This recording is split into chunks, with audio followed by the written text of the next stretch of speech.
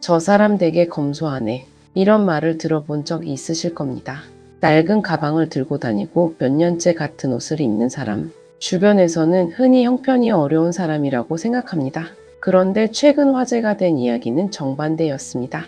돈이 없어 보이지만 사실은 오래 자산을 쌓아온 사람들의 공통된 행동이 소개됐습니다. 15만 명 넘게 이 이야기를 클릭했고 5만 건이 넘는 반응이 이어졌습니다.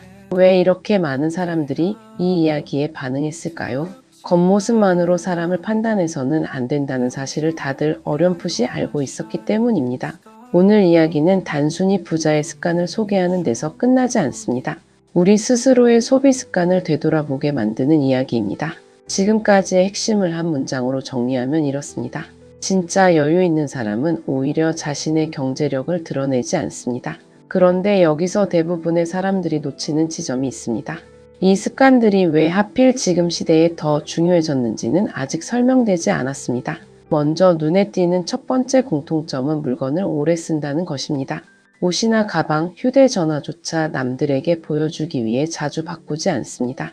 값이 조금 더 나가더라도 오래 쓸 수 있는 물건을 선택하고 멀쩡한 물건은 쉽게 버리지 않습니다. 한 60대 은퇴 부부의 사례를 떠올려 보겠습니다. 이 부부는 10년 넘게 같은 승용차를 타고 다닙니다.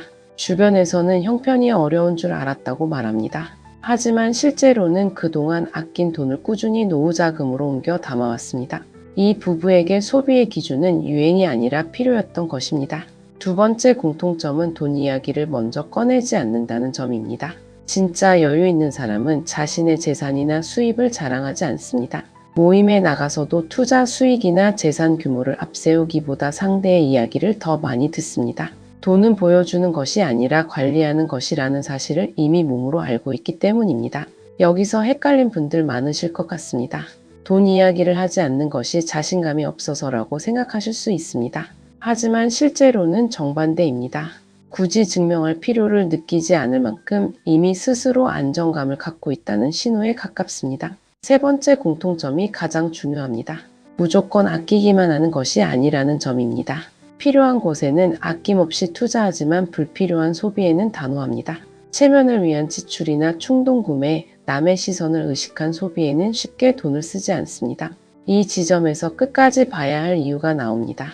이 습관은 단순한 절약이 아니라 소비의 기준을 감정이 아니라 원칙으로 세웠다는 뜻이기 때문입니다. 같은 월급을 받아도 누구는 매달 카드값에 쫓기고 누구는 조용히 자산을 불려나가는 이유가 바로 여기서 갈립니다. 지금까지의 핵심을 한 문장으로 정리하면 이렇습니다. 부유함은 화려한 소비가 아니라 오래 유지되는 원칙에서 만들어지고 있었습니다. 그런데 이 원칙이 40대 이상 시청자에게 왜 더 절실한 문제인지는 아직 이야기하지 않았습니다. 많은 분들이 이 이야기를 단순한 전략 습관 소개로 받아들이십니다.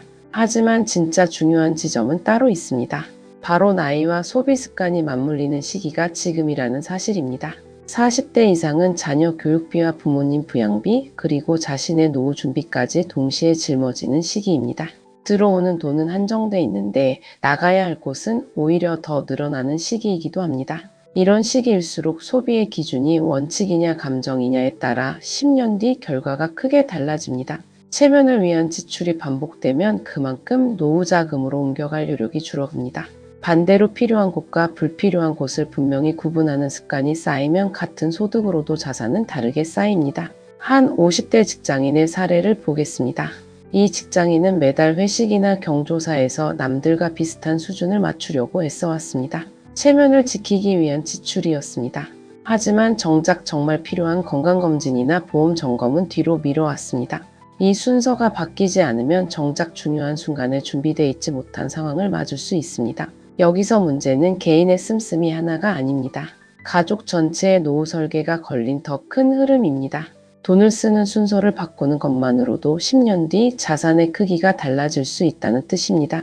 그래서 조용히 사는 사람들의 습관이 단순한 미담이 아니라 우리 삶에 곧바로 적용해 볼 만한 신호로 다가오는 것입니다.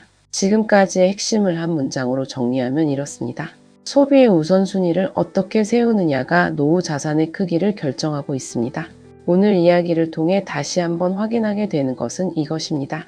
부유함은 하루아침에 드러나는 것이 아니라 오랜 시간 쌓인 습관에서 만들어진다는 사실입니다. 화려하게 보이는 소비보다 조용히 지켜온 원칙이 결국 더 오래가는 자산을 만듭니다. 특히 자녀와 부모, 자신의 노후까지 함께 챙겨야 하는 시기라면 이 원칙은 선택이 아니라 필요에 가깝습니다. 지금 나의 소비는 체면을 위한 것인지 아니면 진짜 필요를 위한 것인지 한 번쯤 돌아볼 만한 시점입니다. 여러분은 어떻게 생각하십니까? 여러분은 돈을 쓸 때 감정을 먼저 따르십니까? 아니면 원칙을 먼저 따르십니까?